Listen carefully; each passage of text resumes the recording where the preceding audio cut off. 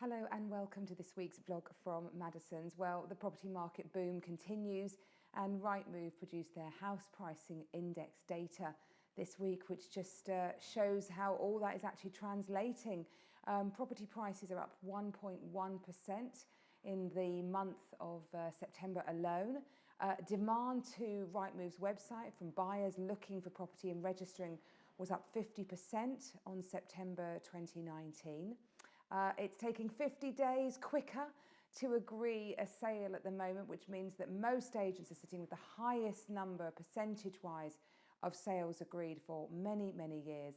And the price rise is surging forward, up 5.5% at the moment in terms of sale prices achieved, and it's expected to be up 7% by the end of the year. There's a few indicators that show that maybe it is cooling a little bit. That's no bad thing though. We'd still be in a very, very busy autumn market. And in the world of renting as well, lots going on about the exodus from London. London is the only region in the country where rental prices are down. Everywhere else, they are certainly increasing. The most popular property that a renter currently wants has changed from a studio flat to a two-bedroom property, showing how they need that home working space. And of course, there's lots about the mass exodus from London to the country, and quite interesting to see the most popular destinations by area right now, which Rightmove has been looking at. You can see them on the screen here. Lightwater in Surrey up 130%. Bruton in Somerset, 120% increase in people looking to move there. Chipping Camden, 111%. Hungerford in Berkshire, 110. Dartmouth down Devon, down at the bottom of that chart, still up 102%. So really showing that high excess of people wanting to get a bit more space and maybe not needing to travel to work quite so much. Well, of course, all this extra activity is putting increased demand on the whole conveyancing process. There's been a big lobbying this week from conveyancers asking the government to extend the stamp duty holiday.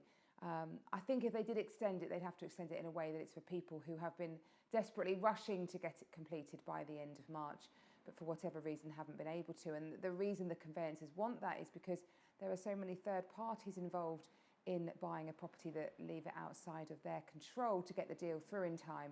Local authority searches are taking a long time at the moment because people still continue to work under slightly more challenging conditions as a result of the pandemic. So interesting to see what happens with the stamp duty holiday deadline. And of course, one of the big areas that has been affected by the pandemic is those high loan-to-value mortgages for first-time buyers. Indeed, there was a piece of news out about how for the young market, those taking out those big loan-to-value 90% mortgage, most you'll probably get at the moment. Pre-pandemic, you could easily get 95%. So a first-time buyer could buy with just a 5% deposit, but now that has reduced. And surveyors are down valuing about 50% of those young people's properties. So Boris Johnson, in the Prime Minister's Question Time last week, announced that he wants to really change that and address that and help transform a generation of renters into a generation of buyers. Of course, the Help to Buy scheme allows a first-time buyer to buy a new property with just a 5% deposit, but at the moment, I say 90% is good. Most banks will want a 15% deposit at the moment, and it'll be interesting to see how Boris intends to address that. Will there be some sort of government state-backed loan that they can take out, which would give them that extra deposit? Because of course the lenders will just be wanting to manage their risk, and they can't be forced to do anything. So it'll be interesting to see how the government steps in to address that. Also interesting how he wants to speed up the planning process, make it quicker to build new properties without damaging greenbelt. So yeah, quite interesting to see that. Of course, we work in changing times. London is now a tier 2 area. It sits on our doorstep, so we're having to be extra careful with any viewers coming down from tier 2 areas. We can still do viewings. We're deemed to be a trade. But of course, Wales went into a full lockdown, a ban on moving house for 2 weeks. So it'll be really interesting how that plays out, because all sorts of complexities to do with English law, etc. Well, just to finish up, 2 lovely properties that I've launched this week. One on 57 Dorndon Drive.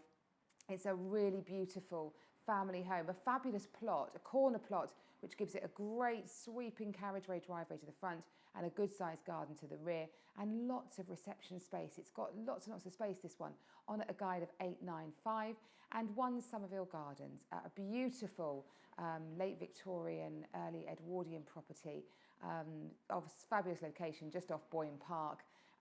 Currently arranged as one large dwelling with a separate flat, but really easy to amalgamate to make one magnificent family dwelling on at a guide of 1.85. If either of those interests, do get in touch. And I look forward to seeing you next week. I'm going to do all about my prediction for the economy next year.